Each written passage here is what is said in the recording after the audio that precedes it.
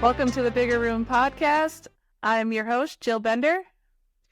And I'm Mel Cobian, and today we're going to talk about why 1 year of obsession can change your life. What if we dedicated a year to obsession? What does that mean? When you think of obsession, Jill, obsession of a goal, what does that mean to you?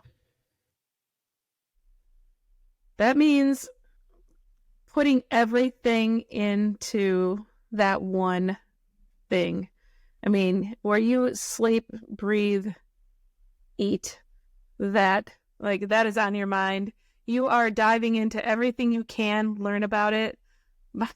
My son has these little mini obsessions, and I mean, he has tons of them. Like, I'm hoping this will be a strong point for him as an adult, where he's just going to dive into something and then become a millionaire because he's so focused on this. But right now it's ridiculous. Like, he will get obsessed with one thing and he gets so fixated on it for sometimes it's long, sometimes it's short. But like, we went through a Garbage Pail phase where he had to have every Garbage Pail kid and he wasn't letting it go, and he was looking them up online. He's drawing pictures of them. He's making them out of clay. Like, he just has these mini obsessions and he has to know every single thing about them. And like, he's always drawing them. Right now, he's currently obsessed with starfish. He wants me to buy him a starfish. Get him a starfish. I told him when we get our new house, we will get our saltwater tank and we will have a starfish. But we're not getting one here. You have to name the star Patrick. Depends on the star. Depends on the kind. But we could.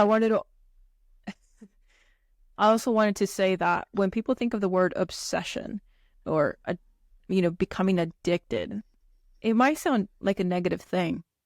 Mm-hmm. Don't you think? No, only because we think of like serial killers that become obsessed or fixated on people before they eat them. Jeffrey Dahmer over here. Yeah. I mean, he only lived like 40 minutes from my house. Oh, maybe 30. Is that right? The prison that he got killed in eventually, that prison, we would pass that on the way up north where my aunts and uncles' cabins are. And it was always like a fun highlight of the trip because my dad would always say, "There's the prison." And we'd be looking because you could see the guys with the guns walking around on those things, the towers. And it was scary and super exciting as kids. And that was the prison that he was eventually killed at. So, fun fact. Fun fact of the Midwest.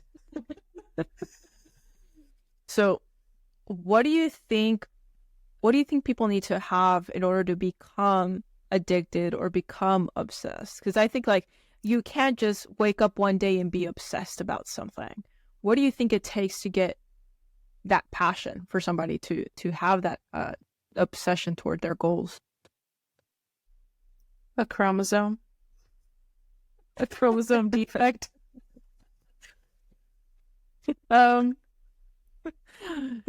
Jill.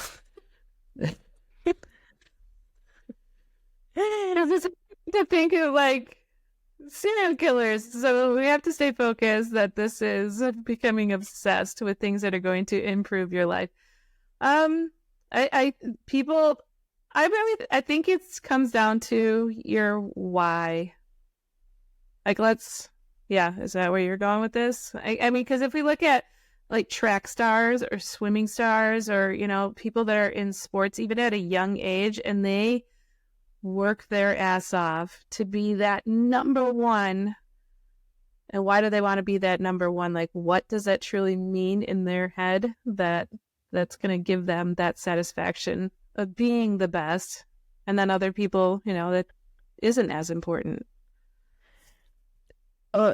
Last night I watched Diane, I think it's Nyad, is how you pronounce her name. It's a movie on Netflix, and it's the woman who, she was 28 years old and was an Olympic swimmer, and she attempted to swim from Cuba to Florida, to the Keys. And she failed. I think she was like halfway through and she failed. And then at the age of 60, she tried again and failed. And 61, she tried again, she failed. 60, 2, I think she tried again and failed. It wasn't until the 5th time at like 64 years old that she swam across the ocean from And she Havana.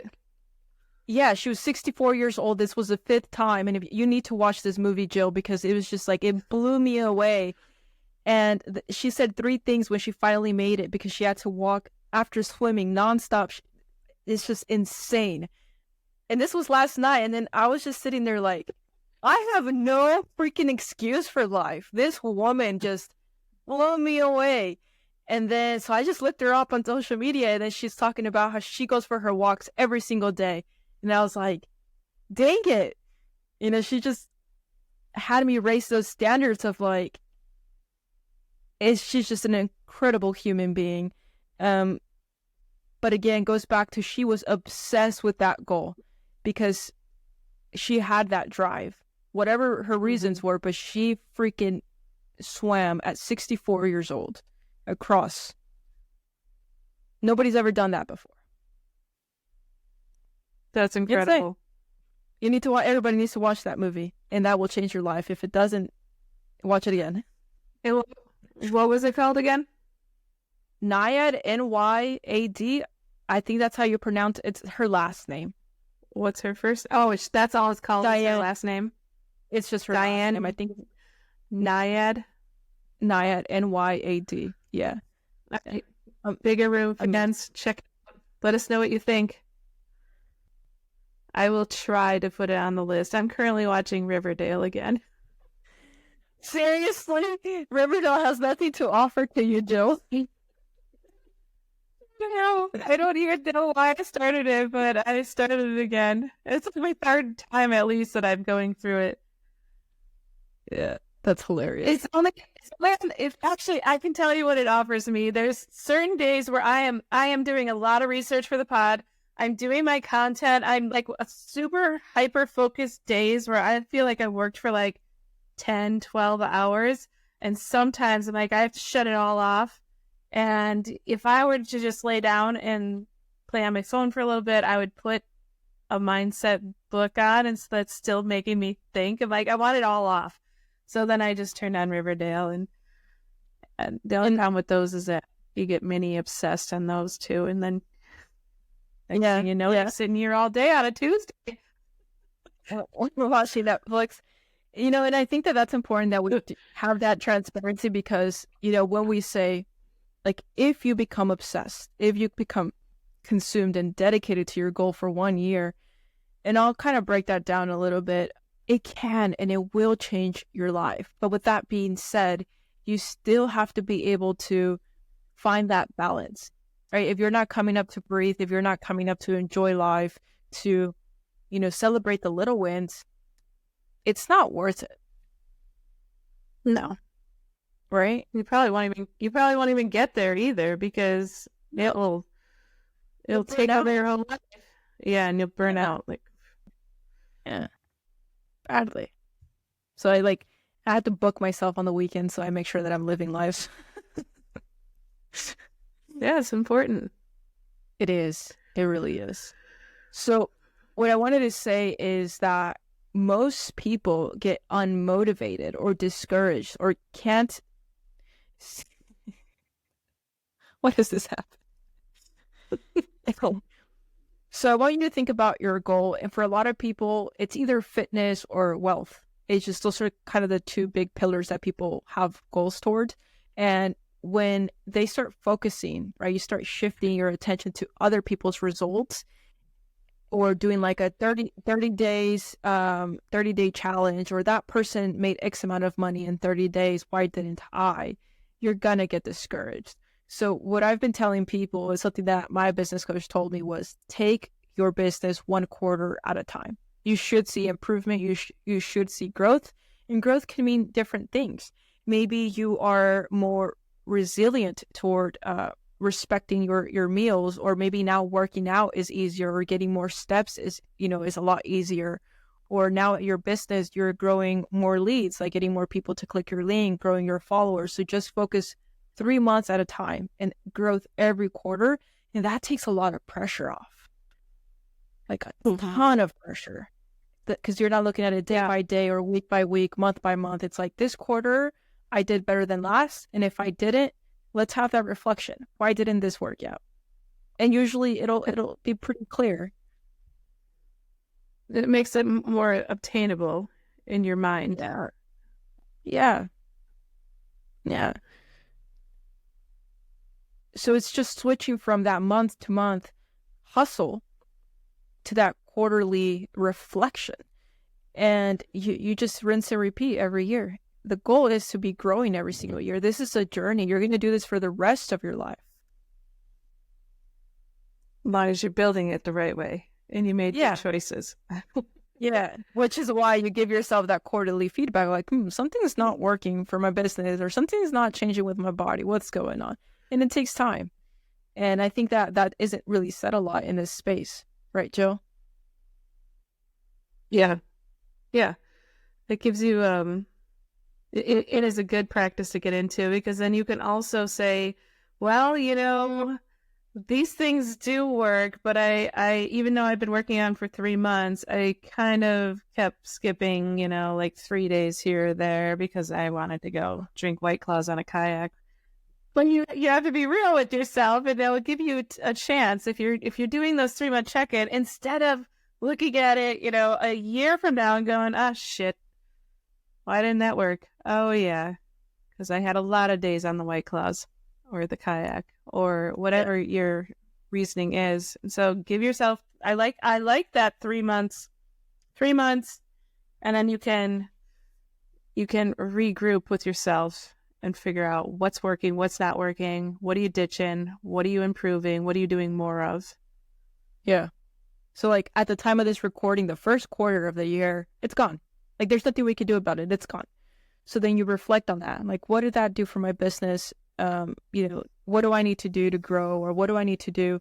What do I need to double down on? Whether it's fitness, the same exact thing, right? You should be learning a lesson every quarter from your business and your goals, because that way you focus on the things that are working, and then you focus on figuring out the things that are not. And that's how you stay focused for 12 months. That's how you stay focused and obsessed with it for a year. You inventory every quarter. Yeah. So I have a really good idea, listeners. I think this is a really good practice for us all to take, because like Mel said, we just finished the first 3 months of this year. The first quarter of 2024 is done. Even if you've taken zero action on any of your goals, even if you haven't done a single thing, I want you to grab a piece of paper and a pen and let's write down what has worked well for me, what has made me happy in 2024, when was I not happy, maybe kind of make a little list of both. And just by writing them down and looking at them, you might be like, you know what?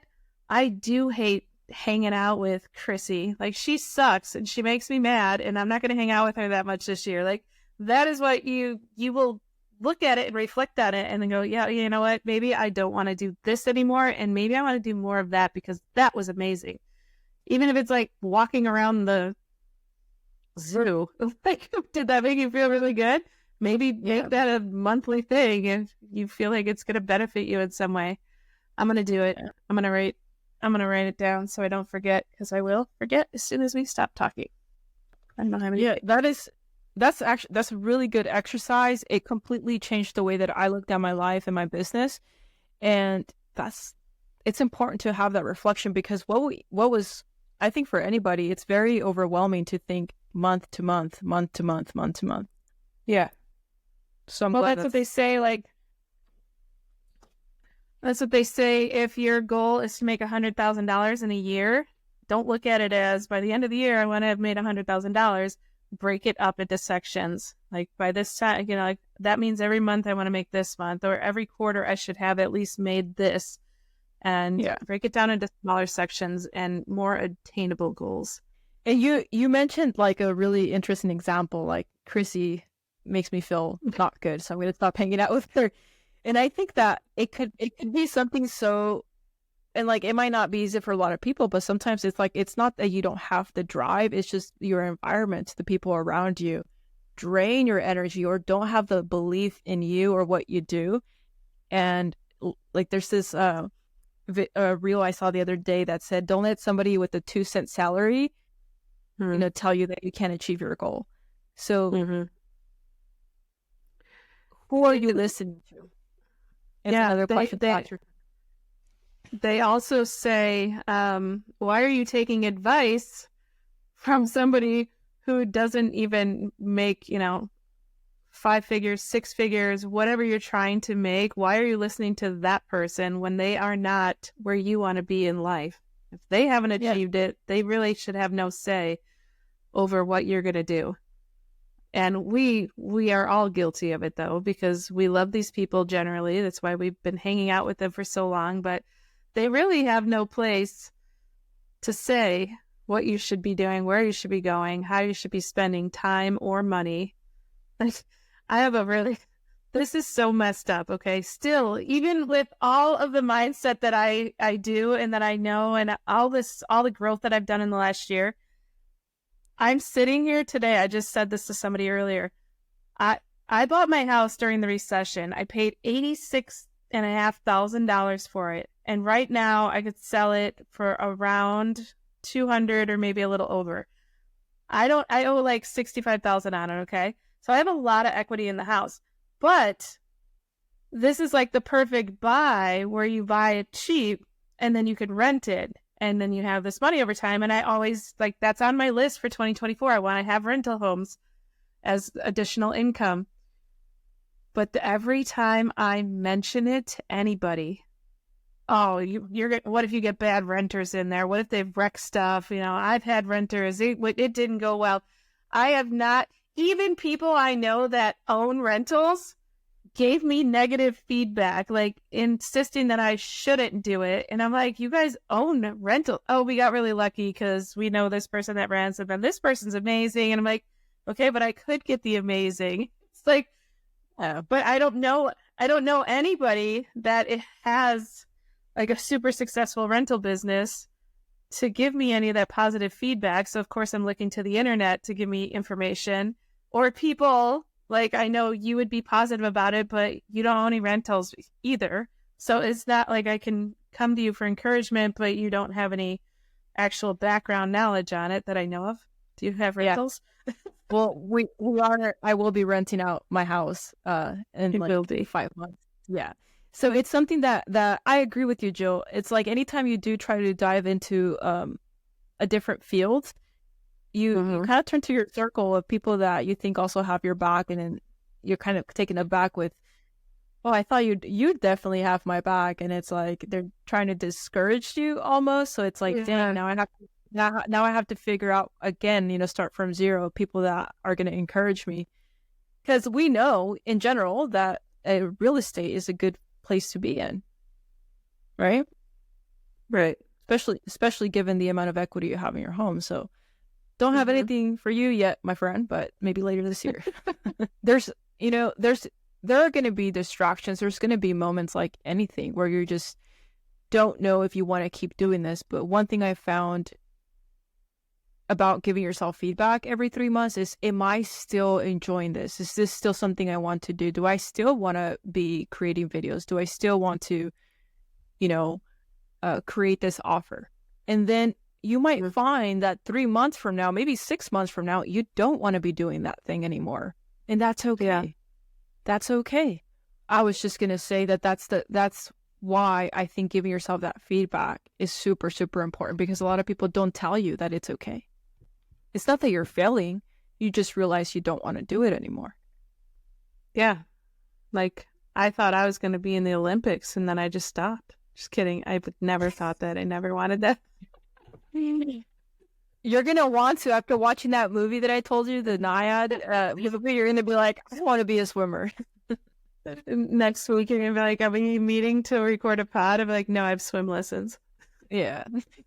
Is that I think I mentally have sort of been doing this check-in with myself these last few months. Like, I have this new venture with the podcast. I'm loving it. I've been learning a lot of new things, and I have been trying to create more of my own content of the stuff that I've been doing for the last 2 years now. And I'm realizing quickly that it's not really where my passion is. It's not what I love to do. It's more of becoming a hassle and a burden. And I'm like, oh, I got to do that. So I know long term that I've already done a mental check. This is not where I want to be. And The content creator side of things, you don't want to do the long term. I like content creator. I don't really necessarily like the short form anymore. Yeah. So yeah. I've always really been into content creation, more so of the YouTube side. Like that is, I had tried that, and I was, I was getting not good. I definitely wasn't good at all. And I was just telling Mel earlier, I had like a big fancy Nikon camera, and I knew how to use like 0 settings, and I ended up selling it just last year. And I realized that I could shoot way better stuff on my phone. It would help me with the lighting. It would help me with everything. And I don't even tell people what my Halloween channel is, because those videos are so cringy. Like, and if I would ever get around to posting my last year's haunted house, which I don't even know if I ever showed you that video. No. Oh man, it's awesome. So for 3 years now, I have done a haunted house out in the garage, and it's just like, because I have a pumpkin carving party. And I thought it would just be really fun, because my son, his mini obsession in 2020 was Halloween. And he was like, we were at Spirit Halloween, I'm not even kidding, twice, sometimes 3 times a week. And we were driving. I'm not going to lie, I was helping with the obsession, but he started it. It just became part of our life for that amount of time, that like time period. But I drove an hour and a half to go to a Spirit Halloween that we hadn't been to. Like, they all had different things. And so we were driving all over the place and doing these Halloween things, and we were making videos at a lot of them. And so we had a lot of Halloween stuff, because I was constantly buying him things at some of these stores. So I thought, what better way to display it than to set it up in my garage? And I have a 3-car garage, so like 1 car space, okay, because the rest of it I needed room for the pumpkin carving. So I have to have tables up, and I have to have room for people to hang out and have snacks and have all the good stuff. So it's a small spot that I set it up. The first one, it's just a little walkthrough, and you definitely wouldn't call it a haunted house. The second one got better, but I made it too many like turns of darkness. And then you try and watch the video, and it's just black like throughout the whole video, because there's not enough lighting in there. And I have stuff hanging, but you can't see it because it's black in there. And unless you're tall and you're going to like bump your head into a fake head, you don't even know it's there. You just kind of like go through. But yeah, I get super, super scared. So I set up my haunted house this year, and I'm going to show you the video, Mel. And audience, if you want to see it, send me a message. I will send it to you, because it is really freaking good. This year, it's so good. Like, everybody loved it. But basically, I hang up, black walls in the garage. And this year, I had put up an actual wall, because I realized with the former year that there was it's so dark in there. So so I started with a wall, and it was a white wall. And then I put bloody handprints on it, because it was a backdrop that I ordered to make videos with, and then I didn't use it. I immediately put it in the haunted house, and it's like white brick. And then I had bloody handprints all over it. And then I put photo booth. And I was like, yes, I want to have a photo booth in this haunted house. This is so cool. So like, you go in, and there's a photo booth. This one had like an actual flow. Like, it actually made sense as you went through it. And I have a lot of like little kids. By then, baby was going out of business. And I bought like 3 of the babies. Like 1 toddler and 2 babies, I think. So I had 2 headless babies playing ping pong with like a little skull. What? I need to see this. I need to see this. Halloween's my favorite. Like, it's my favorite holiday. No, I didn't know that. Yeah, it's my favorite holiday. It's really good. It's a good haunted house. It's the best one that I've ever. I mean, it's not a great haunted house, and you're not going to walk through and go anywhere. But for what I've been creating, it's a good one. And then I had Jamie edit it for me, so it would be cooler. And I love it. It's so good. I don't know why I still haven't put it on my damn channel. Like, I just send it to me. I want to see. I will. I gotta find it, but I will. I love it. Yeah. So anyway, why did we talk about that? No idea. No idea. We often talk about things with you, Jill, that I have no idea how we got there. No idea how we got there. However, it seems like Jill's very passionate about creating YouTube videos, and I think that's Jill's calling, being a YouTuber. And I could definitely see that. And I look forward to blowing up our channel, and I look forward to us freeing up our time this year and getting it together and blowing things up, because I want to be with you when we do the bath bomb video with the pool. Yeah. Yeah. Oh yeah. So like for us, right? We're gonna be moving in a few months, right? We're gonna be relocating, and a lot of people might kind of freak out about that because some people might see it as an obstacle. But I think that's when you have a goal and you are really committed to it, absolutely nothing that life throws at you can make you change your goal. That's kind of the difference. You're more resilient because you're obsessed with it. That's the difference about being passionate about achieving your goal. Whereas it's like, oh yeah, I want to start a YouTube channel. Oh dang, this happened, so I can't do that anymore. So you really need to ask yourself, if there are things happening in your life and you're deviating away from your goal, what you may think is your passion, and it's not happening or you're not committed to it, ask yourself if that's really where you need to be, because it may be that it's not.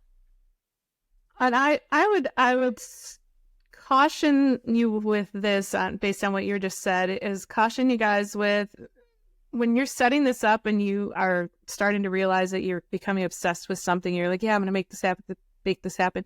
Set up a realistic goal. Is this something that you're expecting to happen like in 3 weeks? Or is this something, like YouTube, for instance? When I was doing YouTube, that whole Halloween passion was in 2020 when I was working from home, and I think Spirit Halloween was one of the few stores that was starting to open up and we could go into, but I kept telling anybody that knew I was doing it, they would always say, why are you wasting your time? Why are you wasting your time? I'm like, in 3 years from now, this channel will be amazing. And then I will start seeing money from it and all this stuff. But I always had that 3-year mark in my mind. That was a realistic goal for YouTube channel. 3 years. You have to know what your passion is and what you're trying to grow. Because if you think it's just going to happen super quick, you probably will burn yourself out, because all of a sudden it's taking way longer than you expected. Yeah, which is why I like the 12-month, like why you stay focused for a year. Give it at least a year. And I know for a lot of people, gosh, a year is a long time. It's not. Again, the first quarter of the year is gone. It's freaking gone. Mm-hmm. And just like that, the second quarter is going to be gone. There's half a year. And then it's just downhill from there, because it's summer, then it's fall. Then for whatever reason, it gets cold and people think that life stops. And then here we are again next year, with a new year, new me, new motivation. I'm going to get it done. This is going to be my year. So how many more years are going to go by? Just pick up that pen, pick up that piece of paper, lock in your goal, analyze it every 3 months, and let's see where you are 1 year from now. That's how, if you stay in the bigger room with Jill and I, you will continue to find that bigger room, because we are always seeking it. And that's the thing, you have your circle of people that are always, moving forward. Because if I don't hear from Jill, or something's happening, or she doesn't hear from me, what's going on, Mel? Hey, Jill, you good? You're just kind of checking in on your people to make sure, because again, we are human, But it's a lot harder when you're by yourself. It's a lot harder. It definitely is. I just want to give a little, maybe some tips, Mel, if you have any. Let's give our listeners a handful of tips. So let's say you do really, really, really want something in life, and so you've been thinking about it the whole time you're listening to this, and you're like, oh my God, I've always wanted to, maybe it is start a YouTube channel, maybe it is to run in a marathon, like that one thing that you are thinking about right now that would be so cool if you did it. How do you become somebody who's obsessed, because maybe you do truly love it, but you don't really know how to get that obsession. And I don't think it necessarily means that maybe that's not your calling. I think that maybe you didn't know how to get it started, because once you get something started like that, you build up that momentum, and that obsession builds up more, and you're like, yes, oh my God, I love this. I'm going to keep doing it, and I'm going to put in more and more efforts. I would find 2 or 3 people to listen to, whether that's on YouTube, whether that's a podcast, or maybe you buy their course, and just stick to their knowledge. Because if you start buying, for example, like if you're trying to lose weight or find like the best meal diet that works for you, and you buy the paleo diet and the keto diet cookbook, and then you just start buying all these books, then you just have information overload. So the first thing is, don't overwhelm yourself with information. Find 2 to 3 people that have success in the area that you want to have success and learn from them. Just stick with them. That's the first thing. The second thing is, how are you going to measure this goal, right? Like Jill said earlier, it has to be a realistic goal. So write down how you're going to measure this goal. If your goal is to lose X amount of weight, how are you going to track that quarterly, right? Because maybe the thought of weighing yourself is very intimidating. Maybe you don't weigh yourself and you just take pictures. That's what I had my clients do, is just take pictures. Don't even touch the scale. Because if you can look different and that's your goal, then we take those pictures. So just figure out how you're going to measure your goal so that you stay. Yeah, or taking measurements also. I've had a lot of things over the years. Take measurements. Yeah, because with weight, I've weighed the same and looked completely different. Right? I would say me too. Yeah. I used to have a lot more muscle, and then before I had my son, I notice where I carry my weight more now since I have had him, because I've lost a lot of that muscle, but I still maintain that extra weight. It just went to a different area. Yeah, exactly. Yeah. So that's exactly what I mean. It's like you can weigh the same, but that's probably going to shock you, because if you're gaining muscle, things are changing, water, so many things. Find how you're going to measure, whether it's measurements, pictures, is it your bank account? Figure out how you're going to measure that you're making progress. If you want to run the marathon, then maybe I'm going to run 10 miles, by the 3rd month or by the 6th month, or, have some smaller goals that you can hit early on. It's going to help build the confidence. It's going to help keep you motivated and push you forward and keep you excited. Yeah, and it just takes the pressure off of this like monthly check-in, monthly feedback. It's 1 quarter at a time, guys. 1 quarter at a time. It changed my life when I started seeing my business that way, and it made me more motivated. It made me let go of trying to control too many things at once. Got to give it time.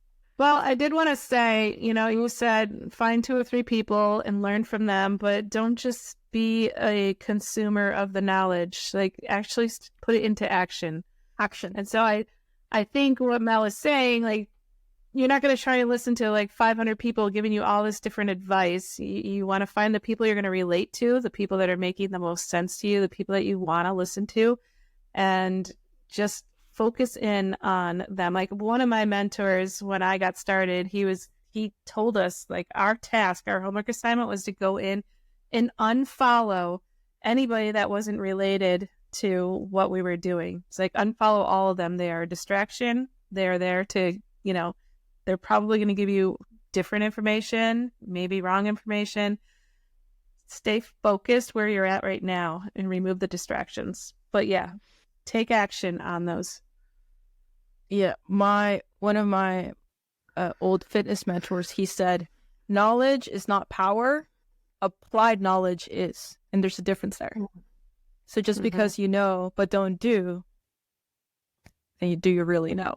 So I love saying that when people say, I know I should be doing this, or I know I should do that, then why aren't you doing it?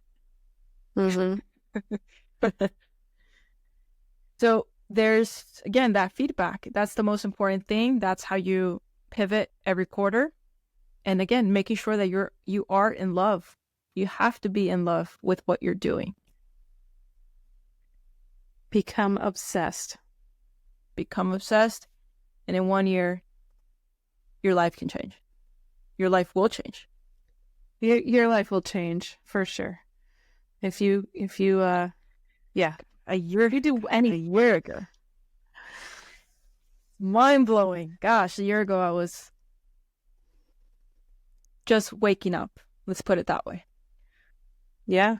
I've been going through my taxes and putting all these charges and everything, and the progression of the timeline is so funny. I was like, oh, this is when I started getting all these huge deposits, like 24,000, 26,000, like these gigantic chunks of money.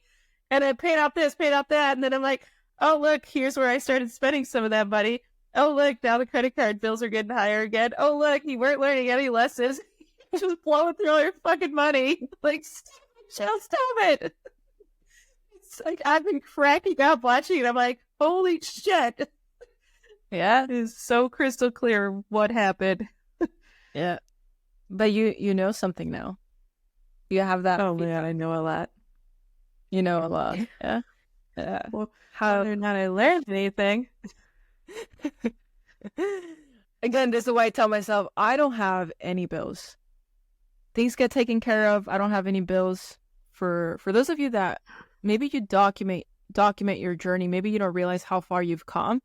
Maybe you do a video diary. Like if you don't want to journal, maybe you record yourself for 2 or 3 minutes and just talk about how you feel and where you're at right now. Then watch it 3 months from now. That's fun. That's really fun. Yeah. I'm going to do that. A video diary. So I actually did a video diary before I launched my new venture. I did a video diary, and I'm not gonna look at it for a while. Because Why didn't you have us do that when we started the podcast? I didn't have this knowledge then, Jill. But I do on my phone. I have a video diary. I just like impromptu video diary, maybe like 2 or 3 minutes long. I think it's a good way because now you're staring at your old self. It's much more powerful when you're because I have journal entries from years ago, and it's still powerful to read, and I can see where my mindset was. Like today's version of me is here today because I journaled and I gave myself that feedback. But that video entry is just more raw.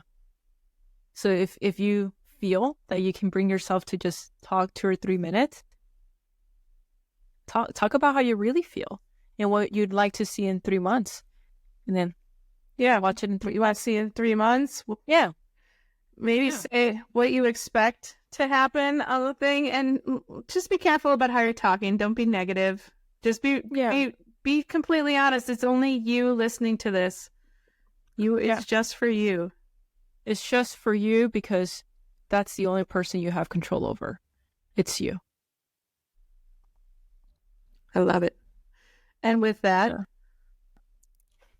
that is the end of the episode, but we really, really, really want to ask you a favor, a huge favor. It's going to help our podcast grow. So if you could please give us a review, we would really appreciate it from the bottom of our hearts. And we appreciate you. We appreciate you listening to us today and tuning in every week. Every Tuesday, our episodes go live. And we'll see you on the next one. Thank you, guys.